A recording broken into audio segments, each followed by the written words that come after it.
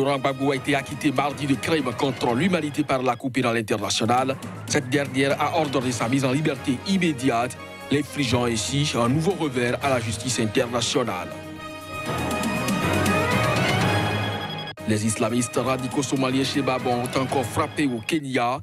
Une attaque a été perpétrée dans un complexe de Nairobi regroupant un hôtel et des bureaux.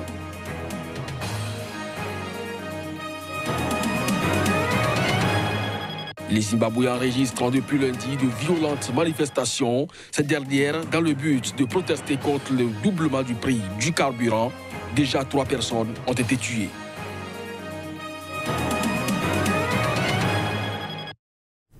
Bonjour à chacun, bonjour à toutes et bienvenue dans ce journal. Laurent Gbagbo a été acquitté mardi de crimes contre l'humanité par la Cour pénale internationale.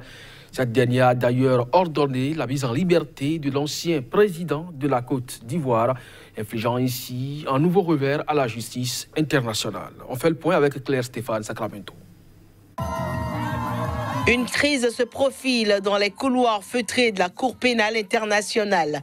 Cette juridiction est devenue la cible de critiques ravivées par l'acquittement retentissant mardi de Laurent Gbagbo. L'ex-président et son ancien ministre de la Jeunesse, Charles Blé Goudé, qui comparaissaient pour crimes contre l'humanité, ont été acquittés de l'ensemble des charges. Les partisans de Laurent Gbagbo expriment leur joie après l'annonce de son acquittement et de sa libération immédiate. Les avocats de l'État ivoirien qualifient d'inexplicable et de surprenante la décision de la Cour pénale internationale.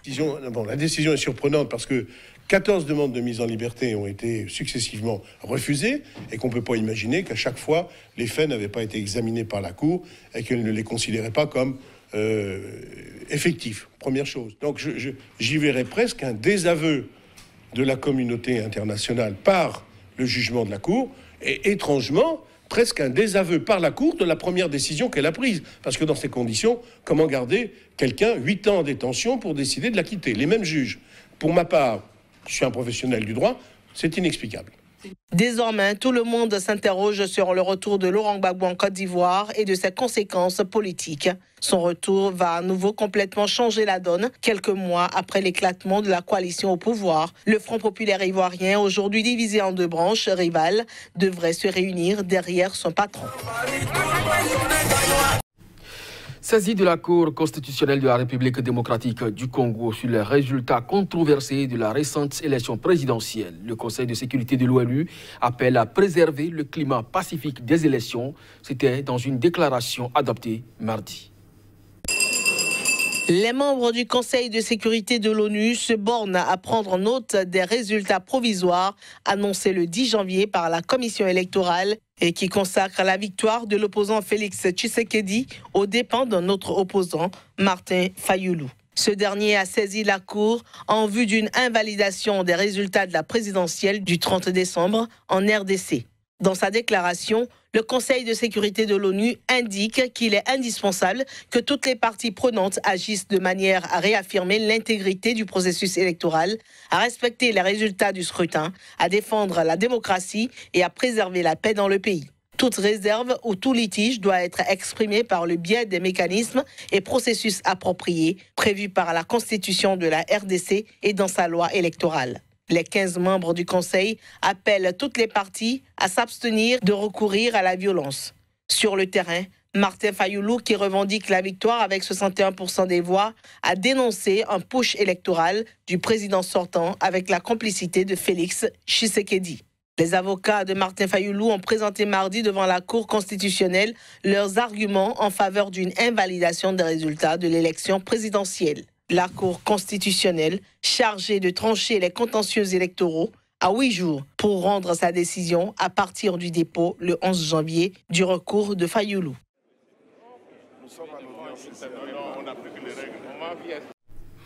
Au Kenya, dans la capitale Nairobi, un complexe hôtelier de luxe a été la cible d'une attaque ce 15 janvier à la mi-journée. L'attaque, revendiquée par les Shebab, était toujours en cours au lever du jour ce mercredi. Elle aurait déjà fait 15 morts, selon une source policière. Reportage. L'attentat déclenché dans un complexe d'hôtels et de bureaux à Nairobi est une attaque coordonnée perpétrée par un commando. Un des membres s'est fait exploser d'après le chef de la police kenyan. Les Shebab, dans un court message, ont revendiqué la responsabilité de cette attaque dont le modus operandi ressemble à celui qu'ils utilisent fréquemment à Mogadiscio, en Somalie. Généralement, une bombe explose et dans la foulée, un commando pénètre dans l'établissement visé. Un nombre important de services de sécurité et de secours étaient sur place. Les pompiers ont ainsi éteint plusieurs véhicules qui avaient pris feu dans le complexe sans qu'on connaisse l'origine du sinistre. Au moins 5 personnes ont été tuées dans cette attaque. Par ailleurs, les forces de sécurité kenyanes ont évacué de nombreuses personnes terrorisées qui s'étaient dissimulées dans les bureaux. Le Kenya a déjà été la cible d'attentats djihadistes de grande ampleur depuis l'entrée en octobre 2011 de l'armée kenyane en Somalie pour combattre les islamistes somaliens Shebab affiliés à Al-Qaïda. Le pays a été durement touché. Le Zimbabwe enregistre depuis lundi de violentes manifestations. Ces dernières dans le but de protester contre le doublement du prix du carburant. Déjà 3 personnes ont été tuées.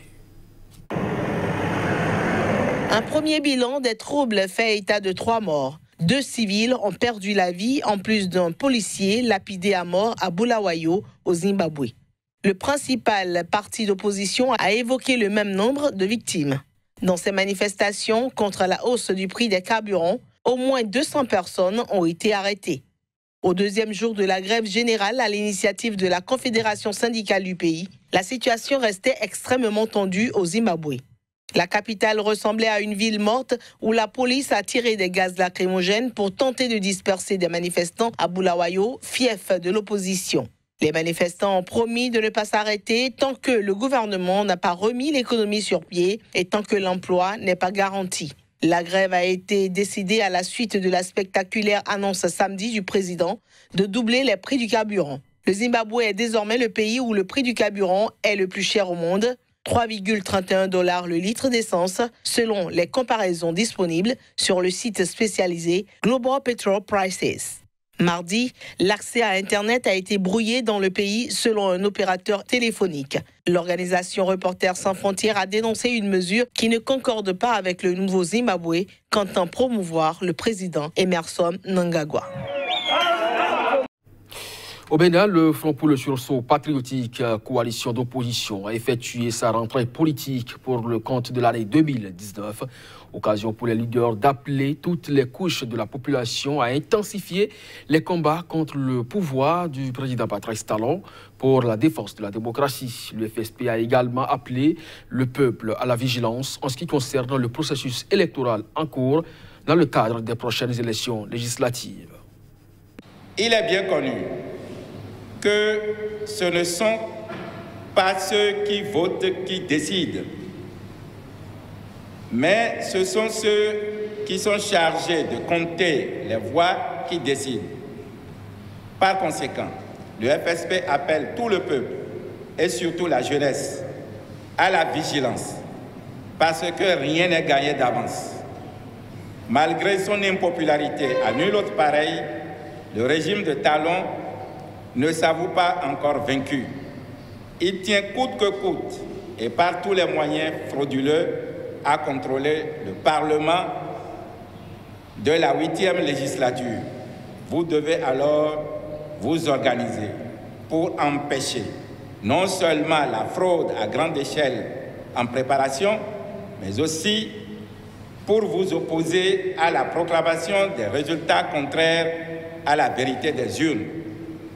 L'année 2018 aura connu alors le vote des lois les plus liberticides qu'on ait pu connaître dans notre pays contre le peuple. Les lois les plus oppressives possibles contre les travailleurs. Les lois les plus répressives contre tout protestataire ou opposant politique au régime ou contre tout concurrent économique au clan d'affaires au sommet de l'État. Le FSP place cette nouvelle année 2019 sur le thème « Intensifier les combats pour la restauration de la démocratie ». À ce sujet, le FSP salue et félicite encore une fois le rejet par les enseignants du secondaire du test d'évaluation grotesque, antipédagogique, d'humiliation auxquelles le gouvernement a voulu les soumettre. Il appelle tous les secteurs, toutes les couches à lever haut leurs exigences matérielles et les libertés et se battre pour leur satisfaction immédiate. Au Niger, le parti nigérien pour la démocratie et le socialisme PNDS Taraya, qui a porté Issoufou Mahamadou au pouvoir, a célébré cette année ses 28 ans d'existence. Un anniversaire marqué par une mobilisation générale en vue des élections générales de 2021. Des précisions avec Mahamadou Abdul Karim Mahamadou, notre correspondant au Niger. 2 ans de la fin du second mandat du président de la République, Issoufou Mahamadou, le parti nigérien pour la démocratie et le socialisme, PNDS Taraya, qui l'a porté au pouvoir, se mobilise pour conserver le pouvoir en 2021. Le parti, qui commémore son 28e anniversaire cette année, a sonné la mobilisation de ses troupes. Responsables du parti, organisation des femmes et de la jeunesse, à tous les niveaux, ont tour à tour appelé à la mobilisation générale et à la cohésion pour des victoires plus éclatantes du Parti Rose. Le président du parti, Bazoum Mohamed, par ailleurs ministre de l'Intérieur, a appelé les militants à s'enrôler dans le processus du recensement électoral pour la confection des cartes biométriques. Et il a aussi donné l'assurance de l'organisation des élections les plus transparentes de l'histoire du Niger. Seules les personnes qui passeront devant les équipes de recensement seront enrôlées et seules elles pourront voter en présentant au bureau de vote leur carte biométrique sur laquelle figure leur photo et leur empreinte digitale au moment du vote. Il n'y aura plus personne qui pourrait voter au moyen d'un faux témoignage en empruntant la carte d'électeur d'autrui. Il n'y aura pas davantage de listes électorales fantaisistes truffées de personnes fictives. Cela est une véritable révolution et mettra fin aux formes les plus courantes de fraude qui ont jusqu'ici eu cours lors de nos différentes élections. S'agissant de l'apocalypse tant annoncé au sein du parti, quand sonnera l'heure du choix du candidat à la présidentielle pour succéder à Issoufou Mahamadou en 2021, le président du parti a dit que c'est cela qui trouble le sommet de l'opposition, qui en caresse les rêves. Mais cela n'arrivera pas, a-t-il assuré. Le choix du candidat du PNDS Taraya à la prochaine élection présidentielle de 2021 se fera dans les conditions de la grande tradition de consensus de notre parti et qui ne donnera lieu à aucune discorde ni même à quelque tension. Nous irons par conséquent à ces élections dans la cohésion et dans l'unité afin de garantir le succès de notre parti, car la seule façon pour nous de rendre hommage au président Issoufou Mahamadou et au travail qu'il a accompli pour notre pays sera de poursuivre l'œuvre qu'il a si bien commencée. Le PNDS Taraya, pour conserver le pouvoir, inscrit ses actions dans la continuité des œuvres du président Issoufou Mahamadou, un label avec lequel ils font l'espoir que le peuple lui renouvellera sa confiance au moment où l'opposition peine à s'unir. Les autorités sanitaires allemandes dans le viseur des eurodéputés. Ces derniers les ont critiqués mardi pour avoir plagié des pans entiers de l'argumentaire de Monsanto. Le dossier du renouvellement de l'autorisation de l'herbicide contesté glyphosate en 2017 en Allemagne refait surface. Pour les eurodéputés, l'Institut fédéral allemand d'évaluation des risques a travaillé de manière sale et proche du mensonge. Une députée allemande a considéré que le glyphosate, dont le caractère cancérogène fait l'objet d'études contradictoires, n'était pas sur le marché sur la base d'une évaluation indépendante et transparente.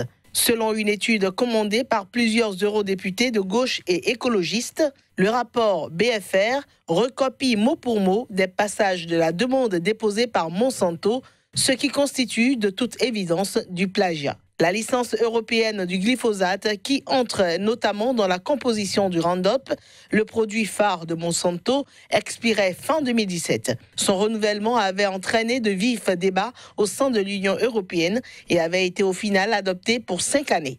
L'Allemagne a en effet été désignée comme État rapporteur dans le dossier. Les députés européens doivent se prononcer ce mercredi sur un texte visant à améliorer la procédure d'autorisation des pesticides dans l'Union européenne. Mais cette résolution ne sera pas législative, la Commission européenne ayant seule la prérogative d'initier les décisions législatives. Voilà qui est bien donc un point final à cette émission. Merci à vous de nous avoir suivis. Très bonne journée en compagnie des programmes de SICA. À très bientôt.